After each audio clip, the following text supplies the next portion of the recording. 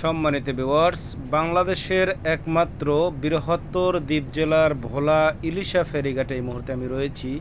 দেখতে পাচ্ছেন ফেরিঘাটে এখানে লোয়াটার পল্টনে দুটি ফেরি রয়েছে, বেগম রোকেয়া এবং ঢাকা টু ভোলা ইলিশা রুটের ফেরি। তো ভিউয়ার্স, বেগম রোকেয়া ফেরিটি হচ্ছে ইলিশা টু মজুসদ্রিহাট রুটে চলাচল করে। দ্বীপ জেলা ভোলা মানুষগুলি যখন চট্টগ্রাম সহ দেশের বিভিন্ন জায়গায় যাতায়াত করে, তাদের এই ফেরি হচ্ছে মূল মাধ্যম। গাড়ি যোগে যেতে হলে তাকে এই ফেরি ব্যবহার করতে হবে এবং এছাড়া লঞ্চ রয়েছে এবং স্পিড বোট, ট্রলার। হচ্ছে বাংলাদেশের একমাত্র দ্বীপ জেলা, যে জেলার সাথে অন্য কোনো জেলার সাথে সরাসরি রাস্তা যোগে আসার কোনো সুযোগ নেই। তাদের এখানে ফেরির জন্য অপেক্ষা করতে হয় এবং স্পিড বোট, ট্রলার কিংবা লঞ্চ তাদের জন্য অপেক্ষা করতে হয় পারাপারের জন্য। আমরা জানি ঢাকা টু ভোলা ইলিশা রুটের ফেরি চলাচল করে।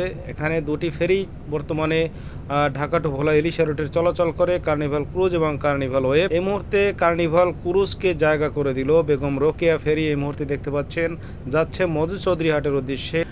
ইলিশা টু মজুসদ্রিহাট রুটেও বেশ কয়েকটি ফেরি চলাচল করে। বেগম রোকেয়া, বেগম সুফিয়া কামাল, কাবেরী, কুসুমকলি সহ বেশ কয়েকটি ফেরি এই রুটে চলাচল করে এবং আপনি চাইলে সরাসরি ঢাকা থেকে গাড়ি নিয়ে কার্নিভাল ক্রুজ বা কার্নিভাল ওয়েভে দ্বীপ জেলা ভোলা আসতে পারবেন।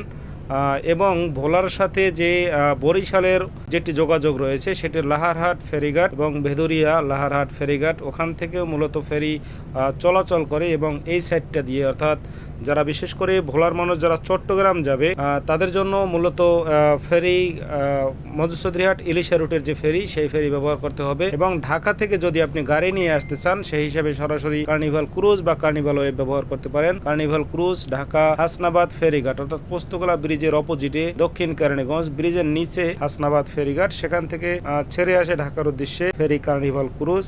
ধন্যবাদ সবাইকে।